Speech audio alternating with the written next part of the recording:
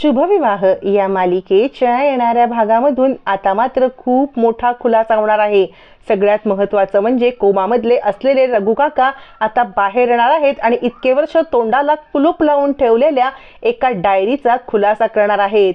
Exactly का असं मृत्यूपत्र करण्यात आलं आणि रागिणीची काय अशी कारस्थानं होती जी भूतकाळामध्ये खूप भयानक ठरली होती, ती कारस्थानांचा पुरावा, त्या कारस्थानांचं रजिस्ट्रेशन आणि मृत्यूपत्रामधला दुसरा पार्ट हे सगळं रघु काकांकडे असतं। म्हणजे मृत्यूपत्र हा एकच पार्ट रघु काकांनी भूमीला दाखवलेला असतो, पण मृत्यूपत्र पार्ट 2 जो विद्याधर वकिलांकडे न करता दुसऱ्या वकिलांकडे केलेला असतो, कारण विद्याधर वकिलांमध्ये सुद्धा जगन्नाथ महाजन यांना डाऊट आलेला असतो। आणि या 3 गोष्टी म्हणजे आता काही डॉक्युमेंट्स, मृत्यूपत्र पार्ट 2 आणि त्याचबरोबर जगन्नाथ महाजन यांची डायरी आणि त्यात असलेले काही फोटो, हे सगळं आता रघु काकांनी एका सेफ ठिकाणी ठेवलेलं असतं। आणि ज्या वेळेला रघु काका कोमातून बाहेर येतात त्यावेळेला भानुशाली वकील तिथे हजर असतात, कारण रघु काकांची जबाबदारी भूमीने भानुशाली वकिलांकडे सोपवलेली असते। आणि या सगळ्यातून रघु काकांच्या आता मात्र या सगळ्या बोलण्यामुळे, त्यांच्या शुद्धीवर येण्यामुळे रागिणीचे धाबे जणांनी असतातच, पण आजी समोर सुद्धा खूप मोठा खुलासा होत रागिणी रस्त्यावरती येते। इकडे आकाशला डे केअर सेंटरमध्ये ठेवण्यासाठी भूमी त्या आता मालकांना रिक्वेस्ट करते, पण ते सांगतात हा प्रॉब्लेम तुमचा आहे, हा प्रॉब्लेम तुमचा आहे आणि त्याचा तुम्ही आता काय करायचं ते करा, पण तुमचे मिस्टर इथे डे केअर सेंटरमध्ये राहू शकत नाहीत।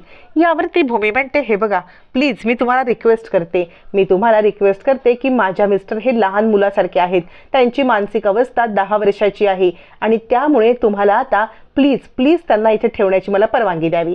पण मालक आता विचारात पडतात की हे तर नियमाच्या विरुद्ध आहे आणि आकाशला ते ठेवण्यासाठी नकार देतात। भूमीच्या समोर खूप मोठा प्रश्न पडतो की नोकरी करायची तर आकाशला सोबत घेऊन ती रोज येऊ शकत नाही, त्याला डे केअर सेंटरमध्ये ठेवलं तर तिला नोकरी करायला सोपं जाईल। पण मालक काही तिची रिक्वेस्ट ऐकायला तयार नसतात। त्या दिवशी भूमी घरी येते, त्या दिवशी काम न करता ती आकाशला घेऊन घरी येते, कारण एकही क्षण ती आकाशला एकट्याला सोडू शकत नाही आणि कुणाजवळ ठेवायचं तर आता अक्कांची पण गाडी असते, त्यामुळे अक्कांजवळ पण आकाशला ठेवण्यात काही अर्थ नसतो। त्यातच आता भूमी तिकडून निघते। घरी आल्यावरती आकाश म्हणतो, सायकल राणी माझ्यामुळे तुला काहीच काम करता येत नाही ना? भूमी म्हणते, नाही आकाश तसं काही नाही आहे, हे बघ तू काळजी करू नको, तुझी सोय झाल्याशिवाय मी कामाला जाणार नाही। यावरती आकाश म्हणतो, नाही सायकल राणी तुला ना माझ्यामुळे खूप त्रास सहन करावा लागतोय, मला पण कुठेतरी काम मिळेल का? म्हणजे मी कसं आपल्या ऑफिसमध्ये काम करायचो। भूमी सांगते, आपल्या ऑफिसमध्ये कामासाठी तू मालक होतास, तुला तिथे कुणाची बोलायची काही हिंमत नव्हती, पण इथे तसं नाहीये ना, तुला कुणी काही बोललं तर मला चालणार नाही। आकाश म्हणतो, माझ्यामुळे तुला काही करता येत नाही, मला खूप वाईट वाटतंय। भूमी म्हणते, आकाश तू वाईट वाटून घेऊ नको, याच्यातून पण आपण काहीतरी मार्ग काढू। तोपर्यंत मृत्यूपत्रामधला दुसरा क्लॉज समजल्यामुळे रागिणी हादरलेली असते। वकिलांनी तिला सांगितलेलं असतं की तुम्ही मृत्यूपत्र नीट वाचलेलं नाहीये, याच्यामध्ये भूमी मॅडमना तसा अधिकार नाहीये आकाशच्या सहीशिवाय, काही होत नाही, मला वाटलं तुम्ही समजूतदार आहात, एवढं सगळं करताय, तुम्हाला माहिती असेल। आता रागिणी खूप मोठा सल्ला घेते, ते म्हणजे आकाश शिवाय आता आपल्याला काहीतरी करायला पाहिजे हे, पण तिला माहित नसतं नियतीने रघु काकांना कोमातून बाहेर आणत तिच्यासोबत गेम केलेला असतो।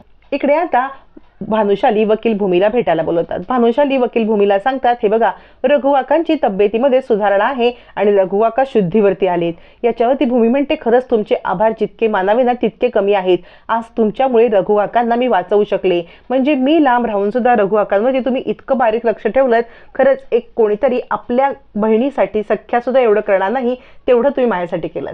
यावरती भानुशाली वकील म्हणतात, तुम्ही हे सारखं बोलून मला लाजवू नका, तुमच्यासारख्या एका सच्च्या व्यक्तीला मदत करणं मी माझं कर्तव्य समजलं आणि म्हणून मी हे केलं, त्यामुळे सारखं बोलून तुम्ही मला लाजवू नका खरंच, असं म्हणत भानुशाली वकील आता मात्र इकडे घेऊन जाण्यासाठी भूमीला येतात। भूमीला आता सांगायचं असतं की आपण आत्ताच्या आत्ता लगेच रघु काकांना भेटायला जाऊया। भूमी सांगते, मी आकाशला घेऊन येते, कारण आकाशचं रघु काकांवरती खूप प्रेम आहे। ज्या वेळेला तो रघु काकांना बरा झालेला पाहिल ना तेव्हा त्याला खूप आनंद होईल, त्याला हुरूप येईल, कारण रघु काका ज्या वेळेला कोमात गेले तेव्हा आकाश खूप अस्वस्थ झाला होता।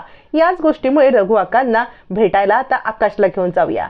आता रघु काका हळूहळू बरे होत असतात, भानुशाली वकील त्यांची काळजी घेत असतात आणि रघु काका एकदम ठणठणीत बरे होत आलेले असतात, अजूनही थोडा विकनेस असतो। त्याच वेळेला भूमी आणि आकाश गेल्यावरती रघु काका रडायला लागतात।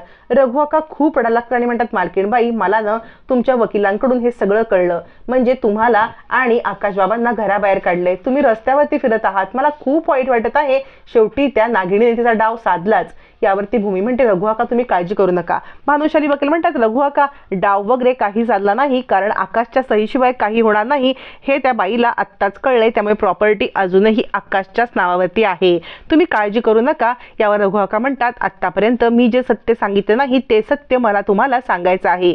यावरती भूमी म्हणते रघु काका काय बोलताय. आकाश म्हणतो रघु काका तू जेव बरं आधी, तू थोडंसं माझ्या हातून खाऊन घे मग बोल बरं सगळं नंतर. रघु काका म्हणतात आकाश बाबा तुम्ही कसे आहात. आकाश म्हणतो आम्ही ना गेमची एक लेवल खेळतोय, एक लेवल पुढे करत आम्ही आता जिंकलो ना तर मात्र सायकल राणीला आमच्या कंपनीत मोठ्या पदावरती काम मिळणार आहे. रघु काका म्हणतात तुम्ही लेवल जिंकणार आणि मोठ्या कंपनीतच काय, कंपनीच तुमच्या मालकीची आहे, सगळं तुमच्या नावावरती पुन्हा होणार, योगेश्वरी आई तुमच्या पाठीशी कायम उभी आहे, तुम्ही काळजी करू नका. असं म्हणत रघु काकांना भरून येतं. आकाश त्यांना भरवायला लागतो, पण रघु काकांच्या मनामध्ये खूप काही साचलेलं असतं जे त्यांना कधी एकदा भूमीला सांगतोय असं झालेलं असतं. आत्तापर्यंतचं मनात दाबून ठेवलेलं दुःख, आणि दुःख म्हणण्यापेक्षा एक गुपित, एक सिक्रेट जे फक्त जगन्नाथ महाजन यांच्यानंतर रघुलाच माहिती असतं. त्यावरती रघु काका आता मात्र आकाशला काही न बोलता ते आता भूमीला इशारा करतात आणि म्हणतात मालकीणबाई मला तुमच्याशी महत्त्वाचं बोलायचं आहे. मग आकाशला भानुशाली वकील काही कामानिमित्त बाहेर पाठवतात, टुटू सोबत खेळत बसायला सांगतात. तोपर्यंत रघु काका म्हणतात मालकीणबाई ज्या वेळेला अपघात झाला ना त्यावेळेला आकाशबाबांची आई ऑन द स्पॉट गेली असली तरी जगन्नाथ महाजन हे बरे होत होते. जगन्नाथ महाजन शुद्धीवरती आल्यावर त्यांनी 2 मृत्यूपत्र केली, एक मृत्यूपत्र विद्याधर वकिलांकडे आणि त्या मृत्यूपत्राचा जर काही गैरवापर झाला तर मात्र दुसरं मृत्यूपत्र अजूनही आहे दुसऱ्या वकिलांकडे. पण आत्ता जर तुम्ही सांगताय की आकाशबाबांची सही हवी तर अजून मला वाटत नाहीये की दुसरं मृत्यूपत्र काढायची वेळ आलेली आहे.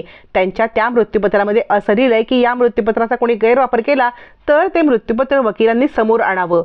असं म्हणत आता मात्र इकडे खूप मोठा खुलासा रघु काकांनी केल्यावरती भानुशाली वकील म्हणतात खरं सांगायचं तर त्या रात्री काय झालं माहित नाही, पण या सगळ्यामुळे आकाशच्या वडिलांना रागिणी पटवर्धन यांचं कारस्थान समजले आणि म्हणून त्यांनी हे केले. तुम्हाला काही माहिती आहे का. रघु काका म्हणतात माहिती आहे म्हणजे काय, मी त्या सगळ्याचा साक्षीदार आहे. हा जो अपघात झाला तिघांचा, हा अपघात रागिणी मॅडमनेच घडवून आणलाय. त्यांचा उस्ताद नावाच्या माणसाला सुपारी देऊन हा प्रकार त्यांनी घडवून आणलाय. आणि या प्रकारानंतर अजून एक भयानक त्यांनी प्रकार केला, ते म्हणजे हॉस्पिटलमध्ये जगन्नाथ महाजन यांना मारण्याचा प्रयत्न. जगन्नाथ महाजन यांनी त्या गुंडाला पकडून विचारलं असता रागिणी पटवर्धन यांचं नाव सांगितलं, पण नंतर त्या गुंडाला सुद्धा रागिणीने मारून टाकलं. त्याचमुळे यांनी एक मृत्यूपत्र केलं, पण त्यावेळेला त्यांना समजलं की विद्याधर वकील हे सुद्धा रागिणीला विकले गेलेत. मग दुसऱ्या दिवशी दुसऱ्या वकिलांकडे जाऊन त्या मृत्यूपत्राला काट मारणारं दुसरं मृत्यूपत्र आहे की जर या मृत्यूपत्राचा गैरवापर झाला तर हे मृत्यूपत्र त्या वकिलांनी समोर द्यावं. मी तुम्हाला त्या वकिलांचा पत्ता देतो, माझ्याकडे काही डायरी आहेत, काही फोटो आहेत आणि काही डॉक्युमेंट्स अजून आहेत, ते पण दाखवतो. असं म्हणत रघु काकांनी केलेला खुलासा आता निर्णायक ठरतो. आणि जगन्नाथ महाजन यांच्या एका डायरीमुळे, एका दुसऱ्या मृत्यूपत्रामुळे आणि आता फोटोंमुळे रागिणीची रस्त्यावर येण्याची वेळ आलेली असते. भानुशाली वकिलांनी खरा गेम करत रघु काकांना कोमातून बाहेर आणत खूप जबरदस्त आता टर्न अँड ट्विस्ट आणलेला असतो. त्यामुळे इथून मालिकेमध्ये भूमी आकाशबद्दल होणाऱ्या पॉझिटिव्ह गोष्टी आणि रागिणीबद्दल होणाऱ्या निगेटिव्ह गोष्टी आपल्याला पाहायला मिळणार असतात आणि मालिका पाहायला आपल्याला खूप रंजक ठरणार असतात.